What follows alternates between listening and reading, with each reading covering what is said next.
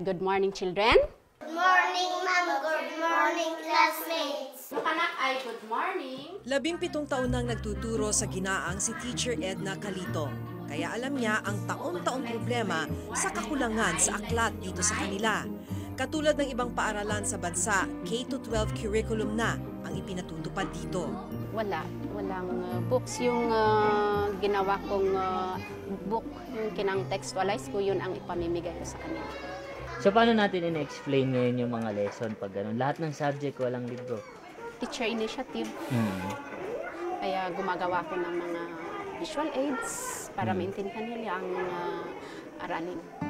Ang nag-iisang librong pang K-12 sa subject na mother tongue, nasa salitang Ilocano. May ibinigay naman pero sa Ilocano. Hindi naman naiintindihan ng mga bata ang Ilocano. Kaya hindi ko na ibibigay sa mga bata. Kaya para maintindihan ng kanyang mga estudyante, kinailangang isalin ng buo ni Teacher Edna ang libro sa lengguwaheng Igorot o Bontoc na alam ng mga bata. Gumawa kami ng libro para sa mga bata kasi yung mga ibinigay ng DepEd hindi naiintindihan ng mga bata kasi sa Ilocano nga. Kami nga mga guro, hindi namin naiintindihan ang lahat ng Ilocano sa mga bata pa kaya kailangan naming mag-contextualize ng libro para maintindihan ng mga bata. Malungkot pero kailangan gumawa ng paraan para sa mga bata.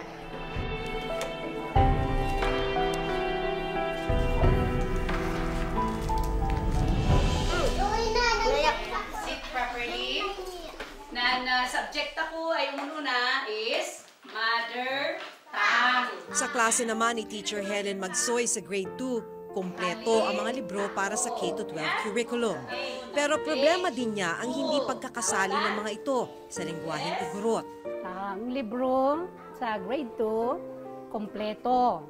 Tig-iisa sila. Kaya lang, yung nakasulat sa libro, ito'y nakasulat sa Ilocano. Kaya ako, ang ginagawa ko bilang teacher, ay nag-contextualize ako. Pero may mga malalalim na Ilocano na hindi ko rin naiintindihan, kaya nagtatanong ako sa iba. Kakulangan din sa libro ang idinadaing ni Teacher Joy Chakas, guro sa grade 3 dito sa Ginaang. Meron po ba tayong libro? Wala po, sir. Incomplete po. Pag sinabi incomplete, ano lang po yung meron tayo? Maki lang po, sir. Tapos wala na po.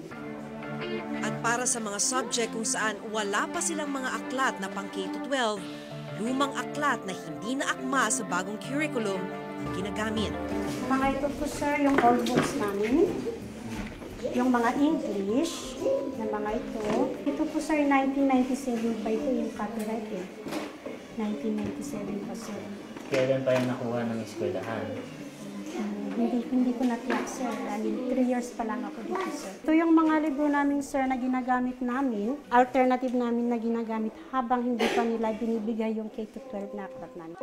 Sabi ni Teacher Joy, may mga leksyon sa K-12 curriculum na wala sa mga lumang libro. Ito yung halimbawa, sir, ng curriculum guide ng grade 3 na pinagkukunan namin ng mga objectives namin everyday. Gaya nitong science, describe sources of light and sound, heat and electricity, and enumerate uses of light, sound, heat and electricity. Wala yan dun sa mga libro. Sir. Ako na ang nag-a-adjust para sa kanila. Kumukuha ako, nagpo-print ako, may printed ako, may activity cards ako, may activity sheets para sa kanila. Para hindi ka may mag-depend ng husto sa aklat, sir. Hiling nila Teacher Joy, Helen at Edna, mabigyan sila sa lalong madaling panahon ng mga librong kailangan nila. Mas maganda sana, sir, kung talagang meron na kaming aklat na gagamitin. Para naman makatulong sa amin, hindi masyadong mahihirapan na maghagilap pa ng mga materialis.